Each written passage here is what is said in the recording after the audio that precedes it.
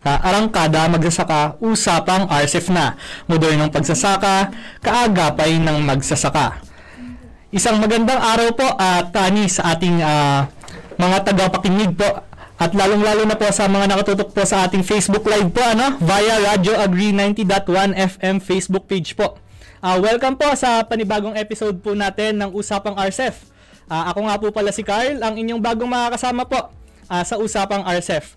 At makakasama nyo po kami at makakakwentuhan po tuwing alas 10 hanggang alas 11 po ng Miyerkules at Biyernes. Bago po tayo mag-umpisa, batiin po muna natin ang aming butihing director po. Sir Junicio G. Alvindia, Director 4, Sir Joel V. Dator, Director 3, and Interim Director po ng Operations and Program Management Office.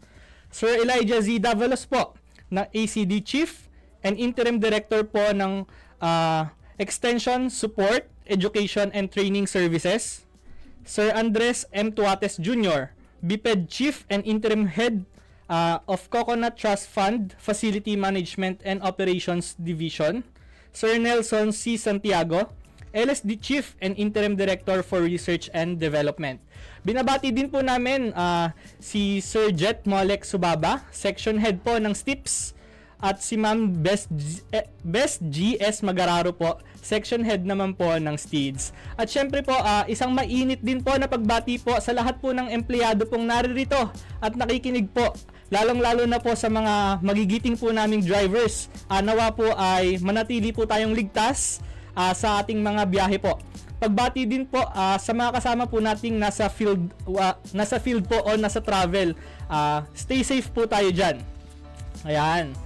Sa Usapang RCEF po, tatalakayin po natin ang mahalagang impormasyon po ukol po sa RCEF Mechanization Program ng PhilMech po.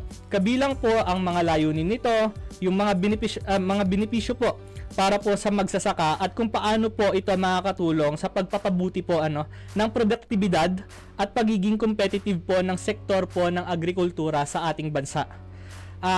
Onting recap lang po tayo sa last episode po natin, sa ikalimang episode po sa huling episode po natin, tinalakay po natin kung paano po o kung ano ang mga impormasyon po tungkol po sa mechanical grain drying at iba't ibang uri po nito. Kasama po natin si Engineer Wilmar L. Esguera po, ang Science Research Specialist 1 po mula po sa Program Management Office o PMO.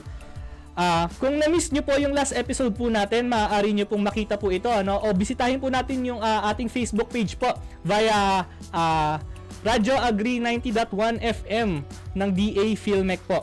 Ayan po Bago po tayo magsimula po o magpatuloy po sa ating programa, naririto po muna yung mga impormasyon po tungkol po sa RCEF. Panoorin po natin ang balitang RCEF.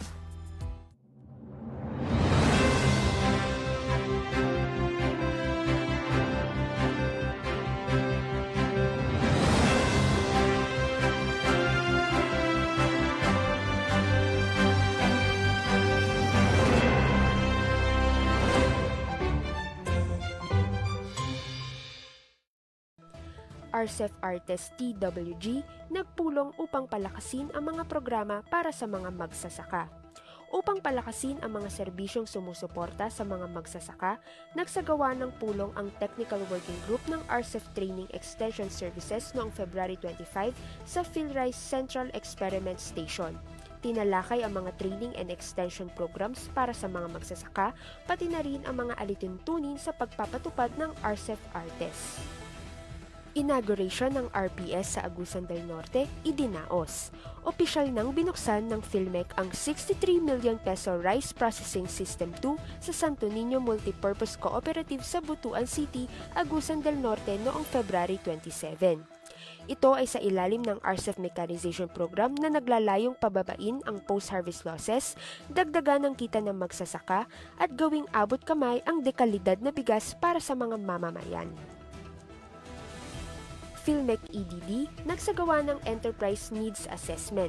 Nagsagawa ng Enterprise Needs Assessment ang EDD noong February 25 to 27 sa mga kooperatibang benepisyaryo ng rice processing system sa probinsya ng Occidental Mindoro. Layunin ng aktibidad na suriin ang kasulukuyang estado at operasyon ng kani-kanilang processing enterprise kabilang ang kanilang mga plano at stratehiya para sa darating na anihan. 169 RCEF beneficiaries nagsanay sa operational planning.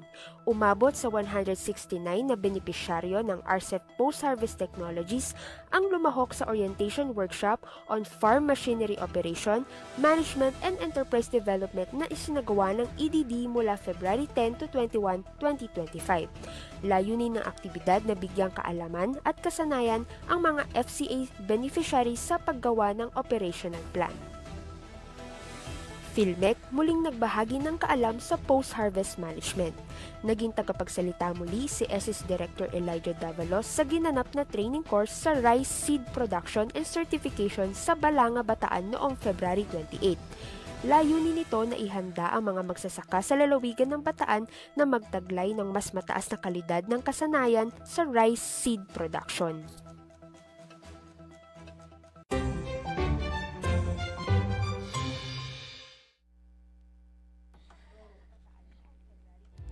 At yan ang mga impormasyong hatid sa atin ng Balitang RCEF. Para po sa karagdagang impormasyon po tungkol po sa RCEF ay bisitahin lang po natin ang Facebook page po ng DA PhilMec o website po ng RCEF Mechanization Program o www.rcef.philmec.gov.ph. Ayan. Bago po tayo magpatuloy po sa ating programa po ngayong araw, shoutout po muna tayo, magbabati po muna tayo ng ating mga viewers, ito po si Odrade RJ po. Happy Friday, Karadyo Agri, PhilMec. Nakikinig habang nakabiyahe daw po. Regards daw po kay John. Ayan po, isang magandang umaga po sa atin. Kay Alessandra Culindin po, De Guzman, good morning po. Good morning, ma'am.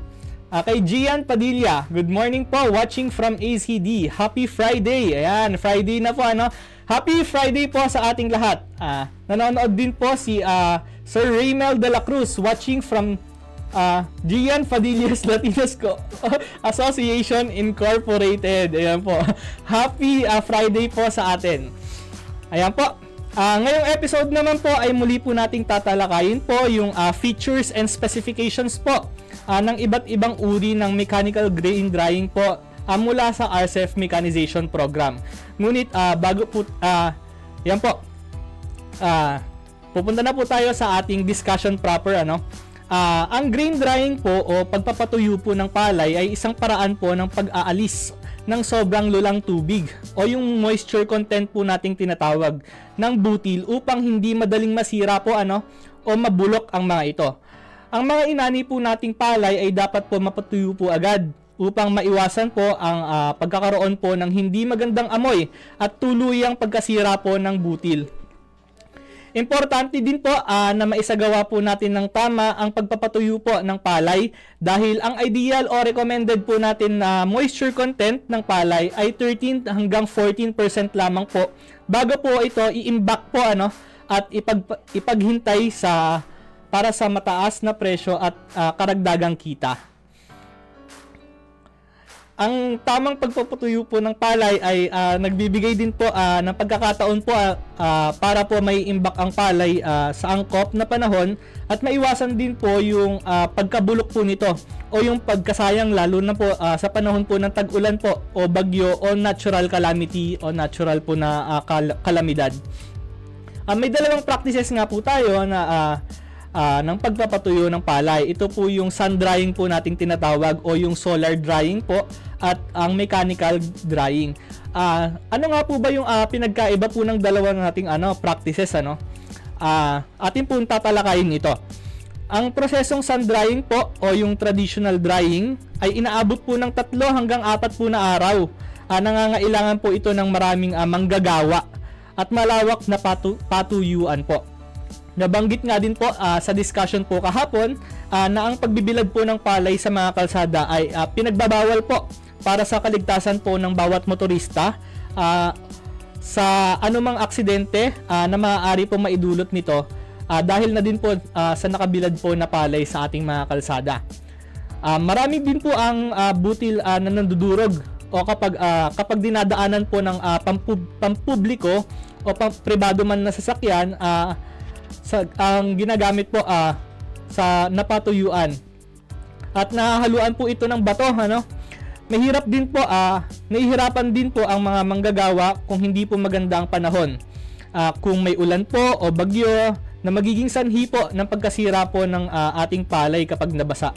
At bababa po ang presyo po nito, meron din po tayong tinatawag na hindi po pantay-pantay ang pagkakatuyo. Bihira sa kababaihan po ang gumawa nito dahil ilang proseso pa lang po ang nangangailangan ng lakas at gaya po ng pagbubuhat. Dumako naman po tayo sa mechanical drying po, maaari po tayong magpatuyo ng mga inani po natin na butil. Kahit po masungit po yung panahon o kahit may kalamidad po tayo, kahit may nagbabadya pong natural calamity tulad ng bagyo po, makakapagpatuyo pa rin po tayo. Napipigilan po ang temperatura ng hangin para maiwasang masobrahan ng pagtuyo o mabawasan ang timbang at mabasag ang mga ito. Mapapadali ang operasyon at pangangailangan lamang ng ilang tauhan kumpara sa traditional na pagpapatuyo. Sabi ko nga po kanina, ang ating sun drying po o yung traditional drying po, nangangailangan po siya ng mas marami pong manpower o mas maraming tauhan para lamang po maibilad ang ating mga palay. Maaari din itong gawin ng babae o lalaki. Kasi po ang mechanical drying po natin, hindi na po siya nangangailangan ng lakas gaya po ng pagbubuhat. Yun po nagte-take down notes po ba tayo, mga karadyo? Wag po kayong aalis dahil po sa susunod po nating pag-uusapan ay ang specifications naman po ng mga dryers. Para naman po sa nagpaplanong magsumite po ng kanilang applications upang maging beneficiary po ng RCF mechanization program po natin, ay naririto po ang ilang listahan po ng PhilMech office by region. Kasama rin po ang mga focal persons na maaari po nating i-contact. Para po sa Luzon A po, meron po tayo sa Region 1, Ilocos Norte, Ilocos Sur, La Union at Pangasinan po. Ito po ay matatagpuan po sa PhilMech FMFOD Office, Science City of Muñoz, Nueva Ecija po. Sa Region 3 naman po, meron po tayo sa Aurora, Bataan, Bulacan, Nueva Ecija, Pampanga, Tarlac at Zambales po. Ang office po ay sa PhilMech FMFOD Office, Science City of Muñoz, Nueva Ecija din po. Ito po, sa Region 2 naman po, o Cagayan, Isabela, Nueva Vizcaya, Quirino. Matatagpuan po ito sa Department of Agriculture, Regional Field Office 2 ng San Gabriel, Tuguegarao City, Cagayan po. Meron din po tayo sa CAR, yung Kalinga at Ifugao po natin. Department of Agriculture, Regional Field Office 2, San Gabriel, Tuguegarao City, Cagayan din po. At para naman po sa ating Luzon Sea, ang Region 4A po natin, Quezon City, Laguna, Cavite. Sa Agricultural Training Institute or ATI, Diliman, Quezon City, Metro Manila po. Para naman po sa Region 4B, Oriental Mindoro, Occidental Mindoro at Palawan po. Matatagpuan po ito sa Palawan Research and Experiment Station, Santa Monica, Puerto Princesa po.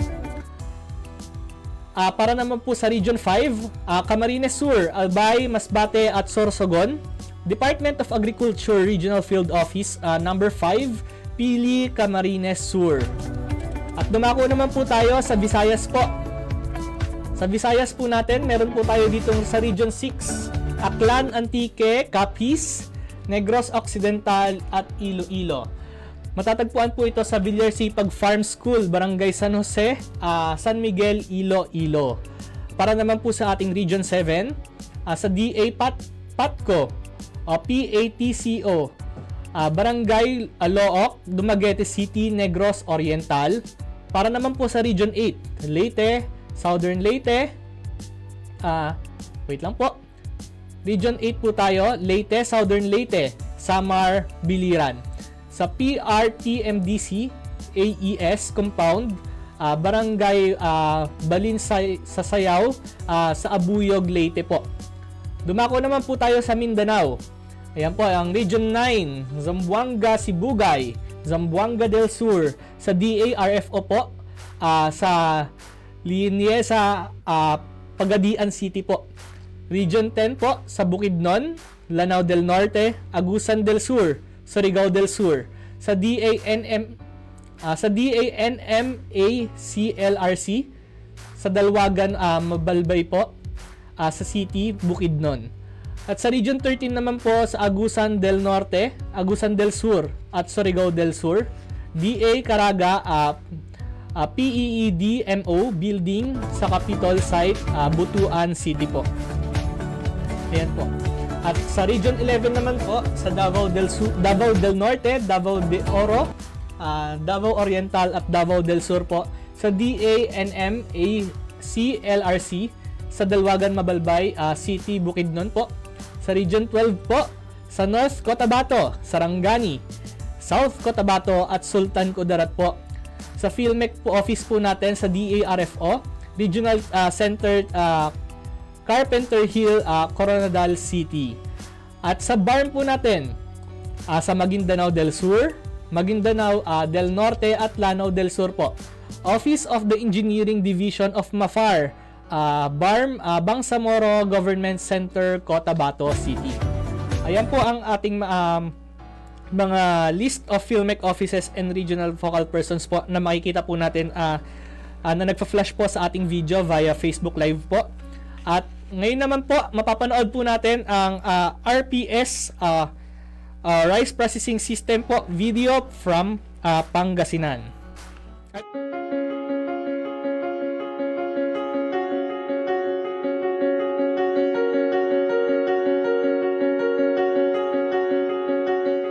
Isa ang lalawigan ng Pampanga sa mga major rice-producing provinces sa gitnang Luzon at isa ang munisipyo ng Magalang sa mga pinakamalalaking produksyon ng palay sa probinsya.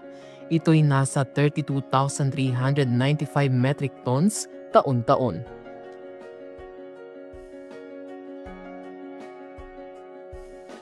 Kaya naman, nagsusumikap ang local government unit ng Magalang upang magkaroon ng access ang mga magsasaka sa mga programa ng gobyerno. Ako po si Mr. Victorio Lacson, chairperson po ng Crucian MPC dito po sa Santa Cruz, Magalang, Pampanga. Ngayon po, 33 years na po kami. Ang member po namin dito, 96 po, yung regular member. Pagkatapos meron po kaming 495 na associate member. Ang total na sinasakap po namin, 311 hectares. Naniniwala ang lokal na pamahalaan ng Magalang na sa pamamagitan ng post-harvest facilities ay mas lalo nilang mapapalakas ang produksyon ng palay sa kanilang lugar. Ako po si Royce Lising, Municipal Agriculturist ng Magalang, Pampanga. Sa tingin ko, mas malaki yung magiging impact nito ngayon kasi kung dati, titigil na yung post-harvest namin pagdating sa drying dahil dadalhin na sa ibang lugar yung palay. Ngayon, pwede nang may capacity na yung LGU na i-mill ng Crucian yung harvest ng mga farmers natin. So ang mangyayari, magkakaroon na kami ng sariling bigas na mapoproduce sa bayan namin mismo. Nakikita ko, posibleng bumaba yung presyo ng bigas dahil sa binigay na facility ng RCEP. Kaya naman, tila isang sagot ng may kapal ang programang RCEP Mechanization Program na ipinatutupad ng DA PhilMec dahil sa mga biyaya nitong dala sa mga magsasaka. Mula dito, nakakuha sila ng libreng makinarya para sa rice production at ngayon, pati na rin sa post-harvest and processing sa pamamagitan ng Rice Processing System Facility. Ang RPS ay isang climate-resilient at state-of-the-art drying and milling facility na may kakayahang magproseso ng dekalidad na bigas para sa mga magsasaka at rice consumers. Sa loob po ng RPS3, meron po tayong 3 recirculating dryer. Meron po silang nakuhang isang 6 tons per batch po na recirculating dryer at dalawang 12 tons per batch po na recirculating dryer. So, meron po tayong dalawang heating system nun. Isa po ay isang petroleum-based at pwede din pong biomass-based fuel. Ayan. So, yung atin naman pong multi-stage rice mill, meron po siyang capacity na 4 to 5 tons per hour. Input capacity po yun na kaya niya po na mag-mill sa loob po ng isang oras na siguro more or less 100 bags po na palay. Kaya naman, abot langit ang pasasalamat ng pamunuan ng CMPC sa malaking biyayang ito. Malaking bagay ito kasi yung dati po, mahina lang yung output capacity. Ito talagang 3 to 5 tons per hour. So doon pa lang yung volume, makikita mo yung economic output niya na impact sa mga miyembro. Pangalawa, state of the art siya. Computerized na siya. Madali na siyang i-operate, user-friendly. Ika nga. Tapos siyempre, yun, makakapag-compete na kami commercially sa mga output product namin dahil magaganda yung mga kompleto siya. Meron siyang mist polisher, meron siyang white, tatlong white yun. Kaya magiging maganda yung quality ng produkto. Nakikita ng pamunuan ng CMPC na ang RPS ay lubhang makatutulong sa kanilang kabuhayan bilang isang samahan. Sa amin po, malaking tulong po sa mga kooperatiba, lalo na sa mga magsasaka, sa grupo ng magsasaka na magkaroon ng ganito. Dahil itong dati naming rice mill, hindi makakompute do sa quality. Pero ito po, sigurado, lalaki po ang production namin. At yung quality, siguradong wala ka na masasabi. Maliban dito, nakikita rin ng pamahalaan na makatutulong ito na mapababa ang presyo ng bigas sa lokal na merkado. Isa lamang ang CMPC sa mga samahang nababago na ang buhay dahil sa RCEF. Ito ang handog ng PhilMec sa bansa, modernong pagsasaka para sa masaganang bagong Pilipinas.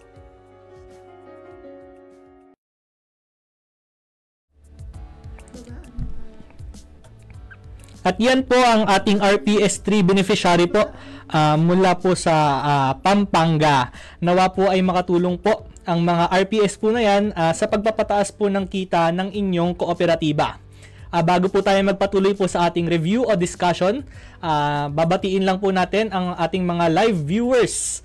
Ayan po. Unang-una po, good morning po, sabi ni Nika Grace Agustin. Good morning po. Nanonood din po sa atin si Ate Vina. Ma'am Vina Palyar po, good morning naman so much. Good morning po. At Perlito Domingo, watching from Sanggiriti Manalan Agriculture Cooperative ng Surok na Isabela. Good morning po. Kay Miss Jo Ruedas, good morning din po.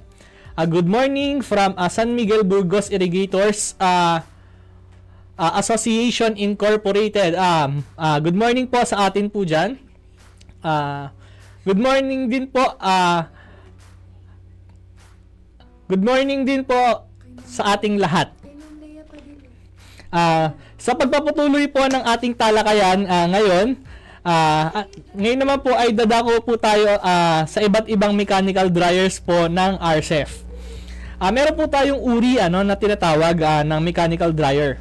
Ang una po natin dyan ay yung batch type. Yung batch type po ay isang uri po ng makinaryang patuyuan na may isang bunton po o batch ng butil ang tinutuyo. Ang pagpapatuyo po ay isinasagawa po ayon po sa kanyang karga o batch capacity ng patuyuan. Maaari po itong nakahiga or ito po yung tinatawag po natin na flatbed dryer po o nakapatayo naman po na klase ng patuyuan. Meron din po tayong recirculating batch dryer. Ang recirculating batch dryer po ay gumagamit ng temperatura na 40 degrees Celsius po hanggang 60 degrees Celsius po.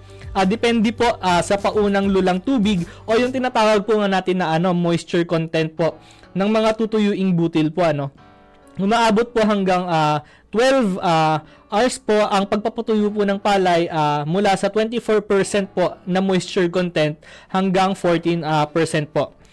Meron din po tayong meron din po itong tinataas na recovery rate po sa pagkikiskis po at nababawasan ang nasisirang butil ng bigas po natin, ano.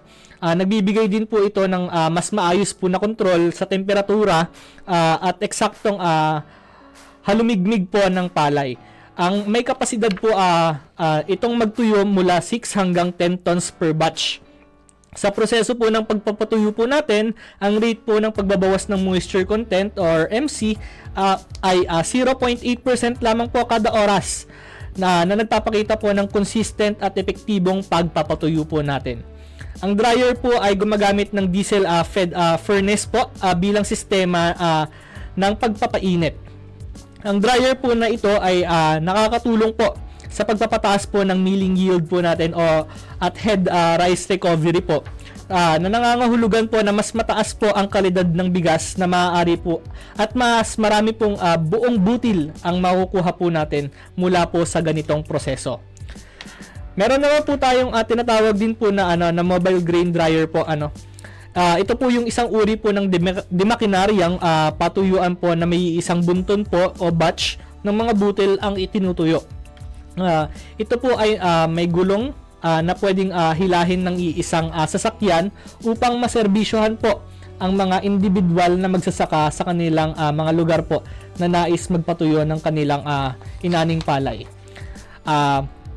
Para po sa mga nanonood po at nakikinig po sa ating Facebook Live po via Radyo Agri 90.1 FM, para po sa mga gusto pong mag-apply, bisitahin lang po natin ang ating mga regional field office po na ating nabanggit kanina lamang.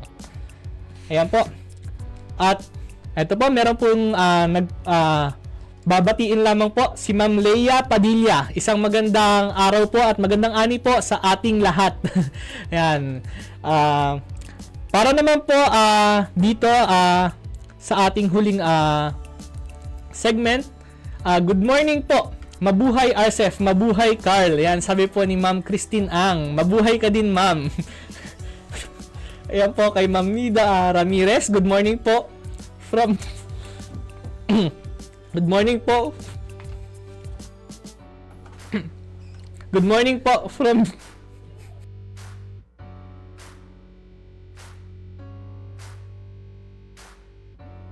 Good morning po from Mindoro, a Women's Rotary Community Corp. Good morning po ma'am kay Salvador Hernandez po. Good morning. Kay Renante Patug po. Good morning po. Watching po sila from Pinuntok Area Farmers Irrigators Association Cagayan Valley po. At dito po nagtatapos po ang ika-6 po nating episode ng Usapang RCF. Lagi po tayong tumutok, makinig at maging updated po sa RCF Mechanization Program. Hanggang sa susunod po, ako po muli si Carl at laging tatandaan sa RCF Mechanization Program ng PhilMech. May makinarya kang maaasahan. Ito ang Usapang RCF, modernong pagsasaka, kaagapay ng magsasaka. Kaarangkada ang magsasaka.